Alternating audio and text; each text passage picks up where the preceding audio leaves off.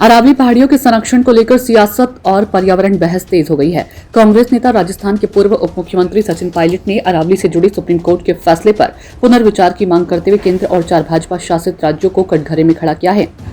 सचिन पायलट ने कहा कि गुजरात, राजस्थान, हरियाणा और दिल्ली चारों राज्यों में भाजपा की सरकारें हैं, साथ ही केंद्र में भी भाजपा सत्ता में है। ऐसे में अगर सभी 4 इंजन मिलकर काम करें तो सुप्रीम कोर्ट से आग्रह कर अरावली क्षेत्र को पूरी तरह संरक्षित किया जा सकता है। पायलट ने आगाह किया कि अरावली पहाड़ियां पूरे एनसीआर के लिए एक प्राकृतिक सुरक्षा कवच की तरह काम करती है। यदि यहां अवैध खनन और पर्यावरणीय दोहन इसी तरह चलता रहा तो इससे गंभीर नतीजे सामने आएंगे।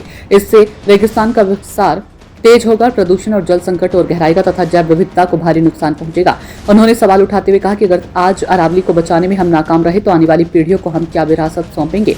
कांग्रेस नेता पायलट ने बताया कि 26 दिसंबर को जयपुर में छात्र संगठनों और पार्टी कार्यकर्ताओं के साथ एक बड़ा मार्च निकाला जाएगा। इसका उद्देश्य है अरावली पहाड़ियों की सुरक्षा के लिए समर्थन जुटाना और सरकारों पर दबाव बनाना है। सचिन पायलट ने कहा कि अवैध खनन पर प्रभावी रोक न लगाकर भाजपा सरकारें पर्यावरण को गंभीर खतरे में डाल रही है। उन्होंने कहा कि यदि अभी ठोस कदम नहीं उठाए गए तो पूरे क्षेत्र की पारिस्थितिकी असंतुलित हो जाएगी।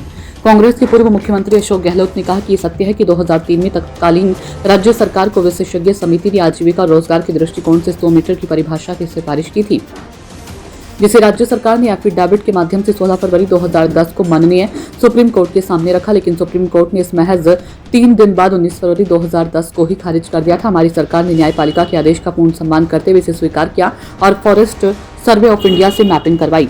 हमारी कांग्रेस सरकार ने पहली बार अरावली में अवैध खनन पकड़ने के लिए गंभीर प्रयास करते हुए रिमोट सेंसिंग का उपयोग करने के निर्देश दिए। 15 जिलों में सर्वे के लिए 7 करोड़ रुपए का बजट आवंटित किया गया।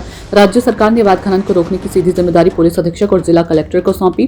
खनन विभाग के साथ पुलिस को भी कार्रवाई के अधिकार दिए गए, जिससे अवैध खनन पर लगाम लगी। सवाल तो यह है कि जो परिभाषा सुप्रीम कोर्ट में 14 साल पहले 2010 में ही खारिज हो चुकी थी, उसी परिभाषा का 2024 में राजस्थान की मौजूदा भाजपा सरकार ने समर्थन करते हुए केंद्र सरकार की समिति से सिफारिश क्यों की? क्या यह किसी का दबाव था या इसके पीछे कोई बड़ा खेल है?